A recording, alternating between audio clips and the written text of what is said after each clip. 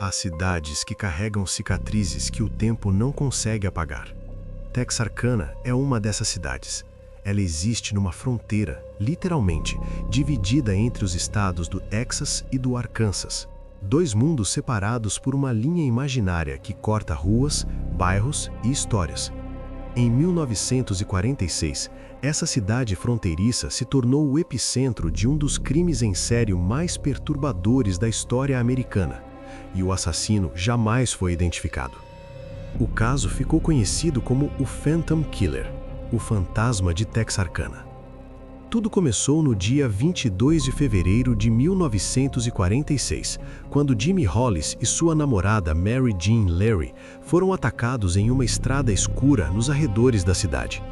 Era noite de sábado, e o casal havia estacionado o carro em um ponto afastado, como tantos outros casais faziam naquela época. Então, uma figura emergiu da escuridão. Usava uma máscara branca artesanal, com furos cortados onde deveriam estar os olhos e a boca. Era alta, de silhueta masculina e carregava uma arma. Jimmy foi mandado para fora do carro e espancado com violência brutal. Mary foi atacada de forma diferente, uma violência que os documentos oficiais descrevem com palavras cuidadosas, mas que deixou marcas que ela carregaria pelo resto da vida. Ambos sobreviveram, e ambos disseram a mesma coisa. A criatura que os atacou não falou uma única palavra durante todo o tempo, nem um som, apenas silêncio. Um mês depois, o fantasma voltou. Na noite de 24 de março de 1946, Richard Griffin e Polly Ann Moore foram encontrados mortos dentro do próprio carro em uma estrada rural. Polly havia sido violentada antes de ser executada com 2 tiros na nuca. Richard havia tentado reagir e fora abatido também. A cena do crime revelou algo perturbador. O carro estava parado no acostamento, as luzes apagadas, as portas fechadas. Não havia sinal de luta do lado de fora. O assassino havia chegado sem ser visto, agido sem ser ouvido e desaparecido sem rastro. 3 semanas depois, novo ataque. Paul Martin e Betty Jo Booker tinham ido a uma festa de música e estavam voltando para casa quando foram abordados. Paul foi encontrado no dia seguinte em uma estrada, morto com 4 tiros. Betty Jo foi encontrada em um campo distante, quilômetros de distância, morta também. O que havia acontecido entre um corpo e outro nunca foi explicado. O pânico em Texarkana atingiu um nível que a cidade jamais havia experimentado. As famílias trancavam as portas ao anoitecer. As pessoas deixaram de sair à noite. Os namoros em carros em estradas isoladas, algo completamente comum naquela época, simplesmente pararam. Os jornais locais, em vez de acalmar a população, publicavam manchetes cada vez mais alarmistas. Um deles chegou a imprimir um editorial sugerindo que os moradores armassem suas casas e atirassem em qualquer desconhecido que aparecesse à noite. A polícia estadual foi chamada, o FBI foi chamado.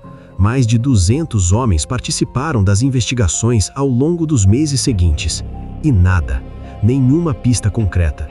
Nenhuma impressão digital utilizável, nenhuma testemunha que tivesse visto o rosto por baixo da máscara.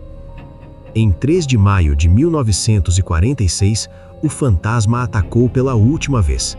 Desta vez, escolheu uma casa.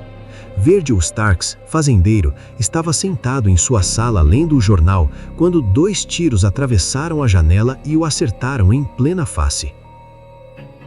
Sua esposa, Kate, correu até ele e foi baleada 2 vezes quando tentava alcançar o telefone. Milagrosamente, Kate conseguiu sair da casa e correr até os vizinhos. Quando a polícia chegou, o assassino havia desaparecido. Desta vez, deixou pegadas que simplesmente terminavam no meio do campo, como se ele tivesse parado e sumido. Depois de maio de 1946, os ataques cessaram. Simplesmente pararam, sem aviso, sem último recado, sem nenhuma pista adicional. Ao longo dos anos, suspeitos foram investigados. Um homem chamado Ewell Sweeney foi preso por outros crimes e sua mulher chegou a afirmar que ele era o fantasma, mas depois retirou a declaração e nunca foi possível provar nada. O nome de Sweeney ficou associado ao caso, mas sem evidências definitivas. Outros suspeitos surgiram e desapareceram ao longo das décadas. Nenhum foi indiciado, nenhum confessou. O caso ficou aberto e permanece aberto até hoje. O que torna o fantasma de Texarkana tão diferente de outros criminosos da época é a frieza cirúrgica de seus ataques. Ele nunca foi visto chegando, nunca foi visto saindo. As testemunhas que sobreviveram descreveram a mesma coisa: silêncio absoluto antes, durante e depois do ataque.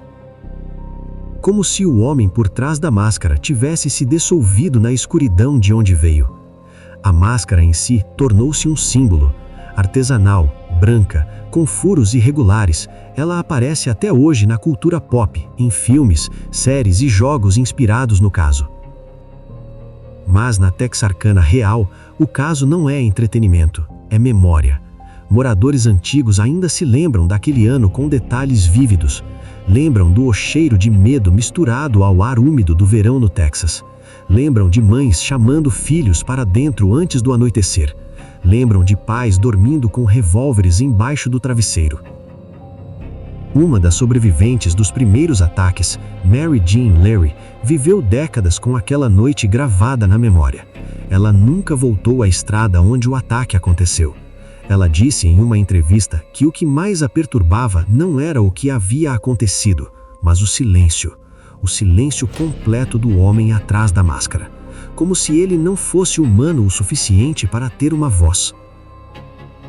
O arquivo oficial do caso ainda existe nos registros do FBI, classificado como não resolvido. 80 anos depois, o fantasma de Texarkana nunca foi capturado, nunca foi identificado. E em noites escuras, quando o vento passa pelas estradas desertas da fronteira entre Texas e Arkansas, dizem que ainda é possível sentir aquela presença, aquele silêncio. O silêncio de alguém que sabe que nunca será encontrado.